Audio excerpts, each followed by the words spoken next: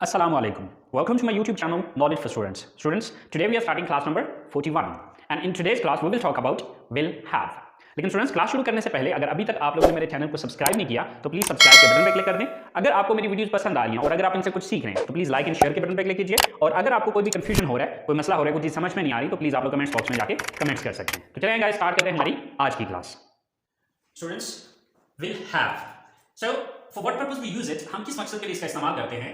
It is used to express possession, disease और relationship in the future. To express, बयान करने के लिए, पोजेशन मलकियत को, डिजीज बीमारी को और रिलेशनशिप या फिर रिश्ते को इन द फ्यूचर मुस्तकबिल में या आने वाले वक्त में। So students, we can say that this is the future of has and have. अब देखिए हैज और हैव का हमने प्रेजेंट में यूज पढ़ा था, मकसद यही था उसका भी पोजेशन, डिजीज और रिलेशनशिप, लेकिन वो प्रेजेंट के लिए था। अब लास्ट क्लास में हमने पढ़ा था हैड को। अब हैड चूंकि हैज और हैव की सेकंड फॉर्म होती है तो अब वो डेफिनेटली पर्पस उसका भी यही है, लेकिन वो पास्ट के सेंस में इस्तेमाल किया जाएगा। और आज की क्लास में हम इसका फ्यूचर देख रहे हैं कि अगर फ्यूचर में किसी चीज पे मलकियत जाहिर करनी हो, किसी की कोई बीमारी जाहिर करनी हो या फिर कोई रिश्ता जाहिर करना हो तो उसके लिए हम विल हैव का यूज करेंगे। ओके, सो इसका यूज का तरीका क्या होगा, इसकी स्ट्रक्चर क्या है? First of all you will use subject plus will have plus object, sorry object तो नहीं, यहां पर बीमारी का नाम, चीज का नाम या फिर रिश्ते का नाम। ओके, सो फॉर एग्जांपल हमारे पास सबसे पहला जो सेंटेंस है वो हमारी फ्यूचर की पोजीशन को शो कर रहा है या फ्यूचर की मलकियत को जाहिर कर रहा है कि कल मेरे पास नई गाड़ी होगी, कल मेरे पास नई गाड़ी होगी। तो यानी कि ये आने वाले कल की बात होगी और आने वाले वक्त में गाड़ी, जो नई गाड़ी है वो मेरी मलकियत होगी या मेरे पास होगी, राइट? तो आप सबसे पहले आपने यहां पर देखना है कि सब्जेक्ट कौन है। सब्जेक्ट कौन है? मेरे पास, यानी कि सब्जेक्ट मैं हूं, गाड़ी मेरे पास होगी, सो पोजीशन मेरी है, so I. After subject will have, I will have.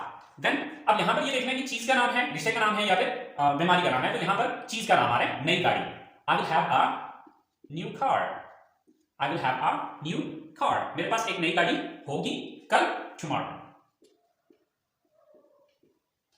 I will have a new car tomorrow. कल मेरे पास एक नई गाड़ी होगी। अच्छा याद रखिएगा, ये जो टाइम है ये चाहे तो आप बिल्कुल सेंटेंस के स्टार्ट में लगा सकते हैं, चाहे तो बिल्कुल लास्ट पे लगा सकते हैं, दोनों सूरतों में सही है। ये आप पे डिपेंड करता है कि आप किस में कंफर्टेबल है, आप टाइम शुरू में लगाने में कंफर्टेबल है या फिर लास्ट पे लगाने में कंफर्टेबल है। अच्छा, नेक्स्ट सेंटेंस है कि ये दवाई लेने के बाद आपके सर में दर्द होगा, राइट? अब ये बीमारी को शो कर रहा है लेकिन आने वाले वक्त में, राइट? सो सब्जेक्ट कौन है? आप। किसके सर में दर्द होगा? आपके सर में, so you. Then will have, you will have, क्या चीज होगी? हेडेक, सर दर्द। यू विल हैव हेडेक, आपके सर में दर्द होगी। कब होगी? ये दवाई लेने के बाद, after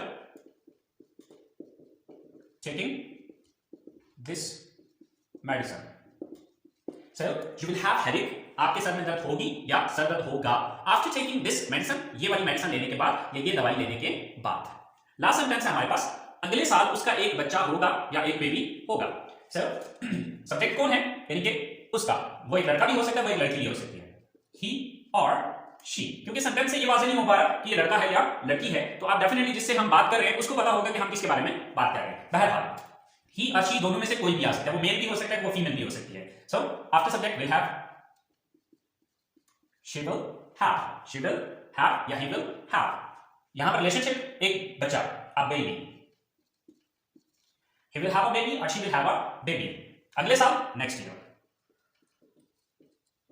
So he will have a baby next year or she will have a baby next year. अब ये जो next year है, आप चाहे तो आप इसको यहां पर भी लगा सकते हैं स्टार्ट में, ठीक है? जैसे मैंने बताया कि tomorrow जो है वो स्टार्ट में भी लगाया जा सकता है, इसी तरह से next year भी स्टार्ट में लगाया जा सकता है। अब ये आप पे डिपेंड करता है कि आप किसमें कंफर्टेबल है। आई होप सो आपको इसकी पॉजिटिव सेंटेंसेस की समझ आ गई होगी। अगर आप नोटिस करें तो पहले सेंटेंस के अंदर हमने पोजेशन को जाहिर किया, दूसरे सेंटेंस में हमने बीमारी को जाहिर किया और लास्ट सेंटेंस में हमने रिलेशनशिप को जाहिर किया है। तो आई होप सो आपको पॉजिटिव सेंटेंसेस की समझ आ गई होगी। अब इसके नेगेटिव सेंटेंसेस बनाना कोई प्रॉब्लम नहीं है, बहुत सिंपल है, बहुत इजी है। और आपने करना यह है कि यहां पर हमारे पास विल हेल्पिंग वो मौजूद है, तो विल के बाद हमने नॉट लगाना, तो ये हमारे नेगेटिव बन जाएंगे। तो चलिए देखते हैं इसके नेगेटिव सेंटेंसेस को।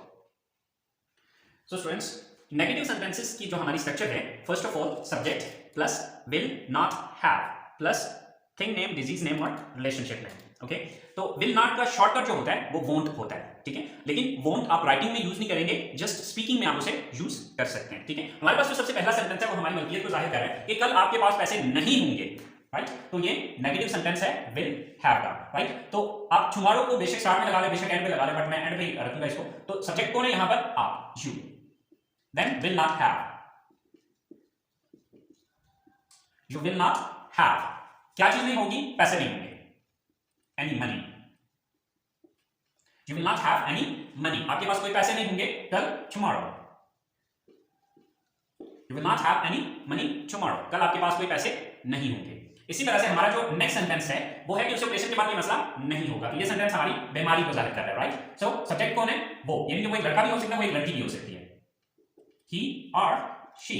Then will not have. She will not have. क्या नहीं होगा? ये मसला. This problem. She will not have this problem. Operation के बाद after operation. So he will not have this problem after operation, या she will not have this problem after operation. कि operation के बाद उसे ये मसला नहीं होगा. अगर हम ये कहते हैं कि उसे ऑपरेशन के बाद ये मसला दोबारा नहीं होगा, तो आप ये कह सकते हैं कि he will not have this problem again. Okay, तो यहां पर हम again लगा देंगे after this operation, इस ऑपरेशन के बाद. अच्छा, अब इस सेंटेंस में हमने जाहिर किया बीमारी को. अब लास्ट सेंटेंस हमारे पास है कि अगले महीने इस क्लास में उसका कोई दोस्त नहीं होगा, राइट? तो ये रिलेशनशिप है. अब यहां पर मेल भी हो सकता है, फीमेल भी, यानी कि ही या शी दोनों में से कोई एक हो सकता है. ही और शी will not have. ठीक है, सब्जेक्ट लगाया, then will not have. कोई दोस्त नहीं होगा, any friend. He will not have any friend, या she will not have any friend in इस क्लास में, in this class. अब यहां पर टाइम बचता है एंड पे, ठीक है, अगले महीने, next month. So he will not have any friend in this class next month. कि अगले महीने इस क्लास में उसका कोई दोस्त नहीं होगा, या he की जगह आप she को भी चूज कर सकते हैं. So I hope so students आपको will have के नेगेटिव सेंटेंसेस की समझ आ गई होगी. अब जिन स्टूडेंट्स को नेगेटिव का पता है उनके लिए इंट्रोगेटिव बनाना कोई प्रॉब्लम नहीं है, क्योंकि आपको पता है कि जब आपने नेगेटिव सेंटेंस बनाया होता है तो आपने देखना ये होता है कि किस लफ्ज के बाद आपने नॉट लगाया था. जिस लफ्ज के बाद आपने नॉट लगाया था उस सेंटेंस सॉरी उस लफ्ज को उठा के सेंटेंस के शुरू में ले जाएं तो वो इंट्रोगेटिव बन जाएगा. तो आप यहां पर देखें कि नॉट से पहले क्या चीज आ रही थी? विल आ रही थी. तो इसी विल को उठा के मैं यहां पर ले आऊंगा तो ये हमारा इंट्रोगेटिव सेंटेंस बन जाएगा. तो चलिए देखते हैं इसके इंट्रोगेटिव सेंटेंसेस को. तो स्टूडेंट्स, इंट्रोगेटिव सेंटेंसेस की जो हमारी स्ट्रक्चर है वो है will plus subject plus have plus thing name, disease name और relationship name, and at the end there is a question mark. हमारा सबसे पहला सेंटेंस है कि क्या आपके पास अपना घर होगा. So first of all will, then subject कौन है? आप, you. Will you, then have, will you have. क्या चीज होगी? अपना घर. Your own house. Will you have your own house? अच्छा, own, your own का मतलब है अपना जाती घर, right? So will you have your own house? क्या आपका अपना जाती घर होगा, या क्या आपके पास अपना जाती घर होगा?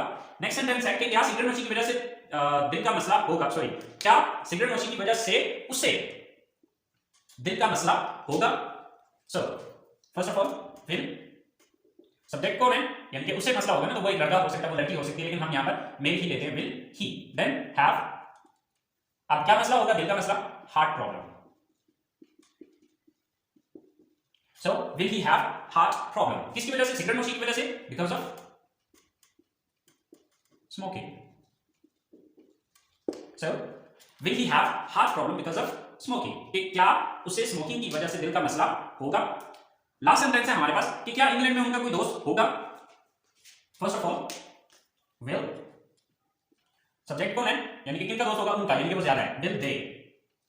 देन हैव, रिश्ते का नाम, कोई दोस्त, any friend. Will they have any friend. कहां पर? इंग्लैंड में, इन इंग्लैंड.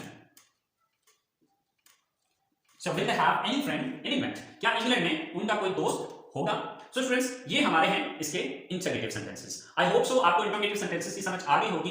फिर भी अगर आपको कोई कंफ्यूजन है, कोई चीज नहीं समझ आई है, तो प्लीज आप लोग कमेंट्स बॉक्स में जाके कमेंट्स कर सकते हैं. और स्टूडेंट्स, आपसे रिक्वेस्ट है कि ये क्लास लेने से पहले अगर आप लोगों ने हैज और हैव की क्लास अटेंड नहीं किया तो सबसे पहले हैज और हैव की क्लास अटेंड करें, उसके बाद हैड की क्लास को अटेंड करें, और उसके बाद फिर ये क्लास अटेंड करें, तो बहुत आसानी से ये चीज समझ आएगी. क्योंकि इस क्लास के अंदर मैंने कोई बहुत लंबी चौड़ी डिटेल आपको नहीं बताई है, ठीक है. वो इस वजह से नहीं बताई क्योंकि पिछली 2 क्लासेस के अंदर मैं इनकी डिटेल बता चुका हूं, तो वो फिर बार बार रिपीट करना आई थिंक सुटेबल नहीं है, जिसकी वजह से इस क्लास के अंदर ज्यादा लंबी चौड़ी बात नहीं की है. जो मेन बात थी वो की है. आई होप सो आपको विल हैव का यूज समझ आ गया होगा. अगर आप लोग इनसे कुछ सीख रहे हैं तो प्लीज दुआ में याद रखिएगा. इंशाल्लाह जिंदगी रही तो अगली क्लास में आपसे मुलाकात होती है. अल्लाह हाफिज.